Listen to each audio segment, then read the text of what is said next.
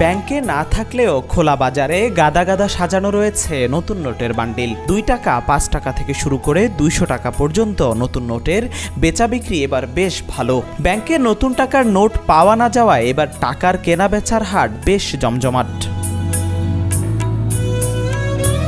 টাকা কেনা বেচার এই বাজার বছরের প্রতিদিনই থাকলেও ঈদকে ঘিরে এই বাজার বেশ জমজমাট হয়ে ওঠে। ক্রেতাদের আনাগোনা আর টাকার নতুন নোটের ঝলকানিতে ঝকমক করে স্থানটি। অন্তর্বর্তী সরকার আগেই ঘোষণা করেছিল এবার নতুন নোট ছাপবে না, যেটা আগে ভাগেই জানতো ব্যাংকগুলো। জানা গেছে বেশ আগে থেকেই ব্যাংকের কিছু অসাধু কর্মকর্তা নতুন নোট সরিয়ে খোলা বাজারে বিক্রি করে দিয়েছে। আর ব্যাংক থেকে নতুন নোট সরবরাহ কম থাকায় খোলা বাজারে এবার বান্ডিল প্রতি 500 থেকে 800 টাকা বেশি দিয়ে কিনতে হচ্ছে চকচকা নোট।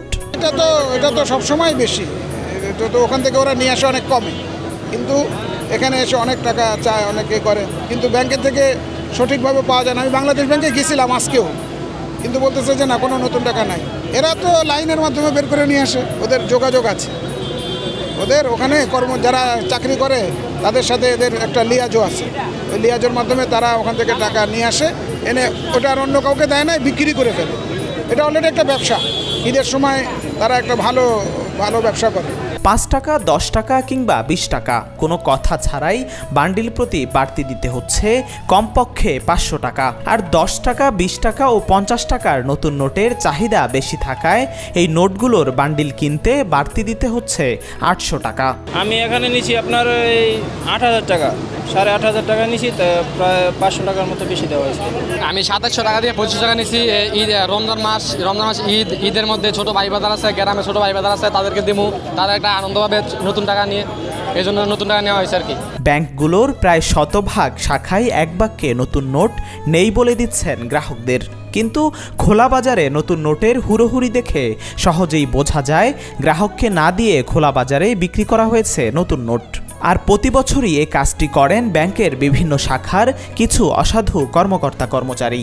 আমার মনে হয় যে ব্যাংকে ওই পরিমাণে এখন নতুন কোনো টাকা নেই, সেক্ষেত্রে তো ওনাদের কাছে আছে, ওনারা এই জন্য আর কি টাকাটা একটু বেশি নিচ্ছে, এতটুকুই। এখানে দেখতেছি যে নতুন টাকার চাহিদা অনেক বেশি, মানে সবাই চাচ্ছে যে নতুন টাকা নেওয়ার জন্য। সবারই প্রয়োজন এই টাইমটায়, সবাই ঈদের আগে সবাই চায় সবার বাচ্চাদেরকে বা ছোট বড় সবাইকে ঈদ সালামি দেওয়ার জন্য আর কি নতুন টাকাটা। প্রায় 20 বছর ধরে নতুন টাকার ব্যবসা করেন এই বৃদ্ধা। তিনি জানান এবছর সবথেকে বেশি দামে নতুন টাকা বিক্রি হচ্ছে। আমি প্রায় 20 বছর ধরে এই ব্যবসা করি। এই ব্যবসায় এইবার যে রকম নোটের দাম, বাংলাদেশ ব্যাংক না ছাড়ার কারণে নোটের দাম বেশি। যদি মনে করেন যে 20 জন আসে, 5 জনে নেয়, দাম শুনে ঘুরে যায়। আমাদেরও ব্যবসা নাই। ফুটপাতের এই খোলা বাজারে 2 টাকা থেকে শুরু করে 1000 টাকার নতুন নোট বিক্রি হচ্ছে বান্ডিল অনুযায়ী। তবে 100 টাকা এবং 200 টাকার বান্ডিলের বেশি চাহিদা থাকায় বান্ডিল প্রতি অতিরিক্ত নেওয়া হচ্ছে 800 টাকা থেকে 1000 টাকাও। এবছর দাম বেশি, বাংলাদেশ ব্যাংক তো আর মাল ছাড়ে নাই। বিভিন্ন হাত ঘুরে 2-4টা যার জমানো ছিল তারা আনে, আমাদের কাছে বেশি দামে বিক্রি করে। এই কারণে আমাদের সীমিত লাভ হইলেও দাম বেশি মনে হইতেছে।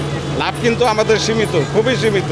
ওই কয়েক হাত ঘুরে জমায় রাখছিল, ওরা বেশি দামে বিক্রি করে। কি করবো, পাই না তাই রাখি। তবে ব্যবসায়ীরা বলছেন ভিন্ন কথা। তারা বলছেন বাংলাদেশ ব্যাংক এবছর নতুন টাকা না ছাপার কারণে তাদের বেশি দাম দিয়ে নতুন টাকার বান্ডিল ক্রয় করতে হয়েছে, যে কারণে নতুন টাকার দাম এবার বেশি।